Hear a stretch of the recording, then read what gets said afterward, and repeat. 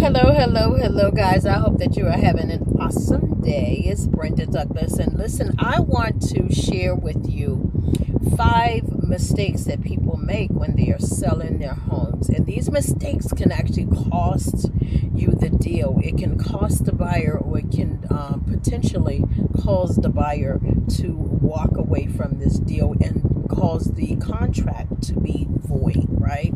So here we go. Failure to disclose. Okay, failure to disclose. When you have your home on the market, one of the things you must do, and this is done in the beginning when you have to do the disclosure. It's a disclosure or disclaimer. You do one or the other, right? But there are certain things that you absolutely must discuss. You absolutely must disclose, right? And those things are called latent defects, right? Now, I'm going to do a video that lists all of the latent defects, but just to give you an idea, a latent defect could be mold, it could be water leaks, it could be a faulty electrical system, right? These type of things, they must be disclosed. The structure, if there's something wrong with the structure or the foundation, all of that needs to be disclosed, and it is mandatory. If your agent finds out, your agent must disclose it. It must be disclosed. And again, if it is not disclosed, or if you lie on the contract, that's a whole big blow up for everybody involved, right? And it could cause the buyer to walk away. There are going to be defects in the house. No house is perfect, but there are certain things like those things that I mentioned, they absolutely must be disclosed, right? The other thing is, wait for the, or look out for the other video for me to list all of the latent defects. You can go ahead and follow me on YouTube at 50 Plus Home Team. And that plus is spelled out. Again, that's 50 Plus Home Team, okay? So failure to disclose latent defects can cause you to lose the deal, cause the buyer to walk away, or void a contract, right? The other thing is neglecting paperwork, right? And a great example of that is failing to provide HOA documents and other required documents that need your signature. So when addendums are created, or when there's been some type of change and they need, please don't back up right now, and they need your information, and you take your time to get that information. Like, for example, if the loan officer, if this title company needs certain documents, you need to get those things to them immediately, right? And then the HOA documents has to be delivered to the buyer. The buyer has a certain number of days to review those documents, and then and get back to you guys and with whether or not they want to move forward with the deal. But at the same time, you must provide the documents, right? Or tell them how they can get the HOA documents, right? In some cases, if they are purchasing a home through a program and they need to budget their money, they may need, a buyer may need information about what is the utilities. What do the utilities usually cost, right? Again, if they're going through some special program where they have to learn to budget their money before they purchase a home, they're going to need that information, right? They're going to need that information in order to get the funding, in order to move forward. So you want to remember to, and not neglect, I should say, given the paperwork. You want to move forward with that quickly so that it does not cause you the deal. The other thing is not willing to negotiate, right? Listen, when a seller puts their home on the market, they're trying to pay as less as they're trying to get more. They're trying to get more money, whereas a buyer is trying to pay less. And in some cases, listen, a seller cannot afford to, just like a seller cannot afford to make repairs to the house before they put it on the market, a buyer is not able to, like, they're just scraping by, right? So when you're not willing to negotiate, some people, and this is in every circumstance in life, sometimes when they're negotiating, okay, so that trunk just popped open. I really, really hope the owner is walking up this parking lot right now. So I forgot what I was. So sometimes It's not that the buyer, yes, there they are. Sometimes it is not that the buyer is trying to get over on you or get some, cheap or whatever. They're trying to make life comfortable for themselves. Sometimes they really don't have the money. Maybe they're asking for closing help. Maybe they can't afford.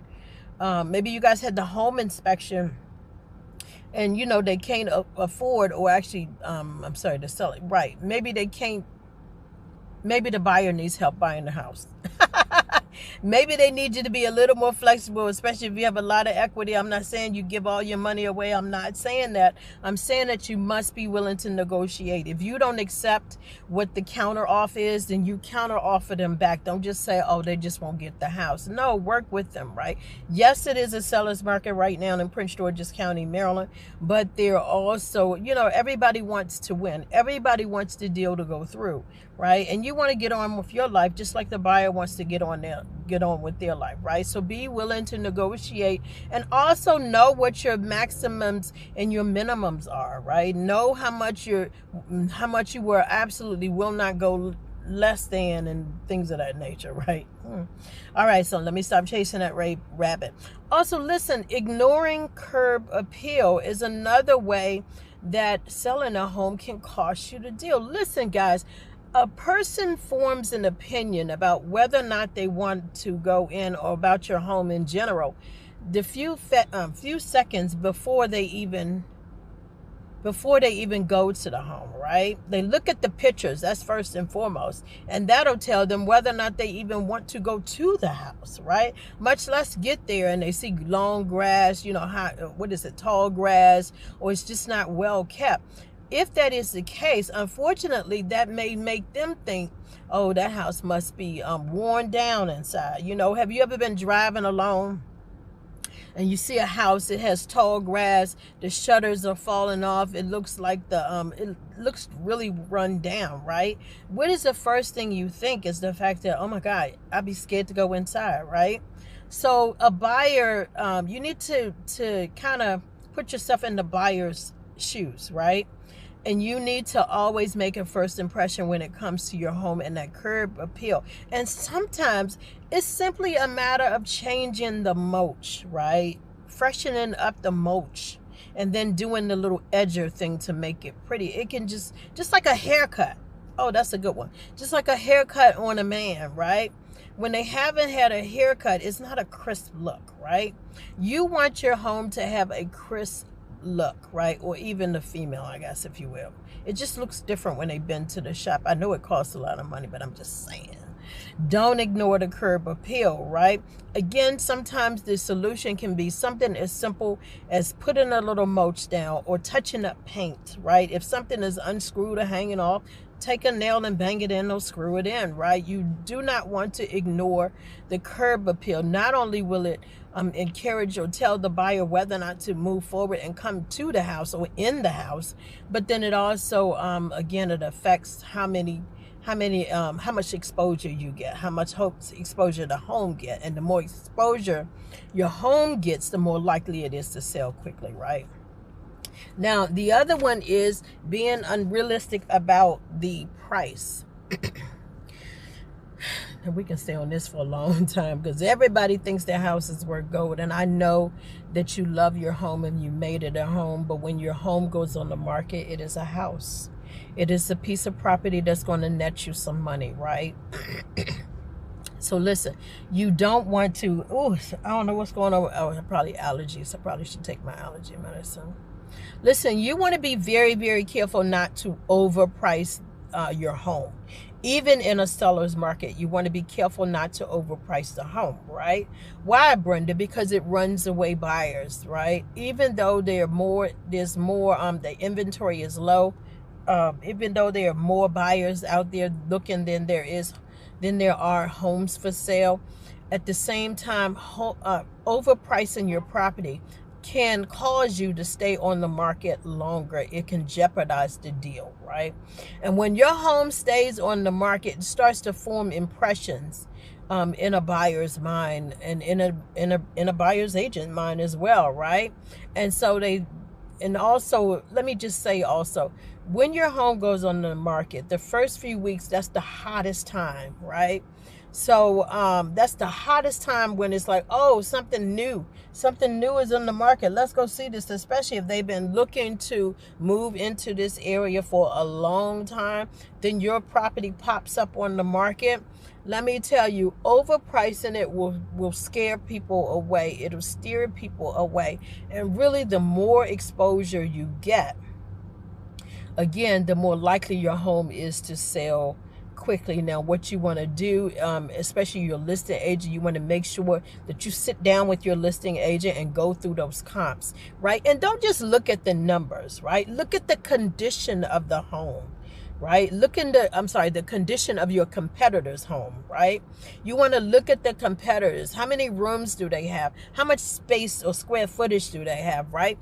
Do they have I keep saying bells and whistles. Do they have upgrades? Do they have things? You want to compare your home to the comps, right? And be realistic.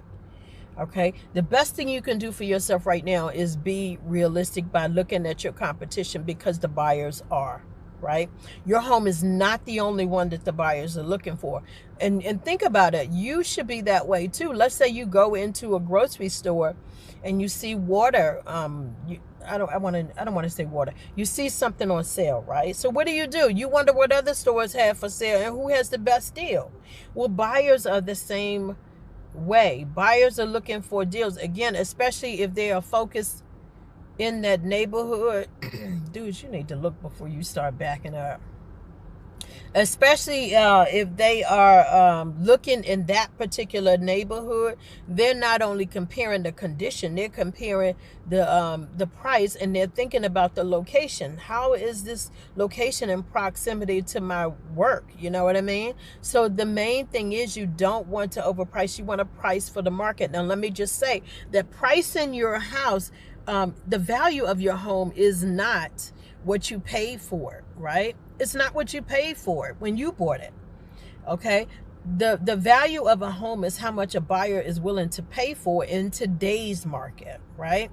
Which could be different. It could be more or less than what you pay for when you pay for it, right? The point is, you can't pull a number out of your head, or it's not wise to try to get what you pay for, or it's not wise to try to get more than what you paid for, right?